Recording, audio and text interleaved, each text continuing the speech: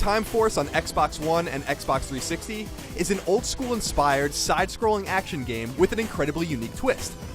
Instead of linearly going through the motions, players are given time-traveling abilities, allowing them to rectify mistakes, reinforce attacks, and try new techniques. This makes Super Time Force one of the more novel, retro-imbued titles released in the last few years. And while it's a fun, albeit short game, it also suffers from some issues with its time-traveling mechanics.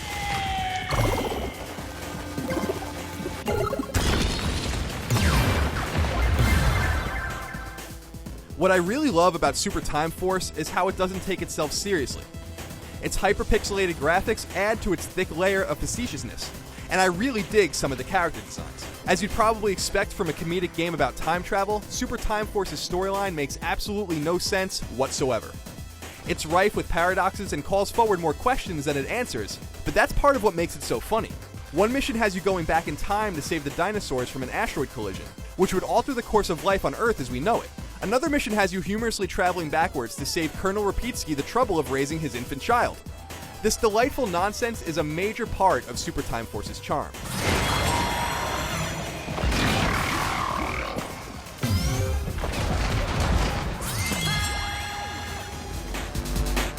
Super Time Force's gameplay also revolves around moving through time, in particular going backwards. By giving the player 30 lives and the ability to sacrifice him or herself at the press of a button, you can begin a stage, shoot some enemies, die, and then rewind and do it all over again.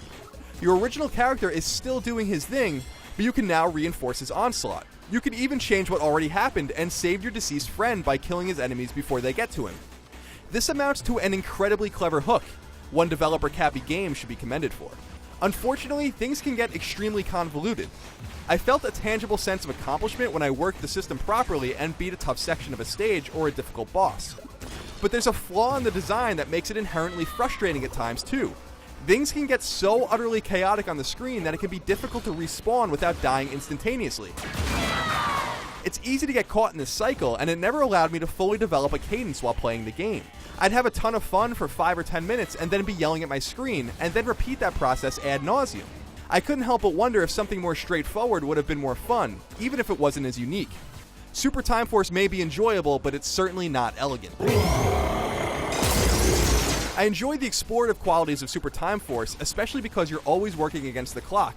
And I like that if you're thorough, you can find collectibles, extra lives and time, and all new characters with fresh skills to add to your party. But keeping an eye on the clock also stressed me out. I have serious old school tendencies. Mega Man 3 is still my favorite game of all time nearly 25 years after it came out. But I sometimes felt like Super Time Force's feeling of imminence didn't always jive with its gameplay, no matter how rewarding it was when you win. Still, Super Time Force is a game about mastery, so even though it's short, you probably want to go back and refine your skills and collect some precious achievements.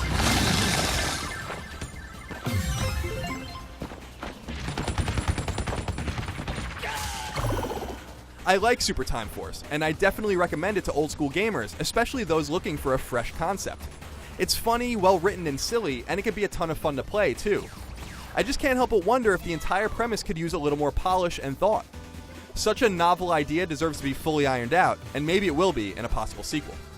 For more on all things Xbox One and Xbox 360, keep it tuned to IGN.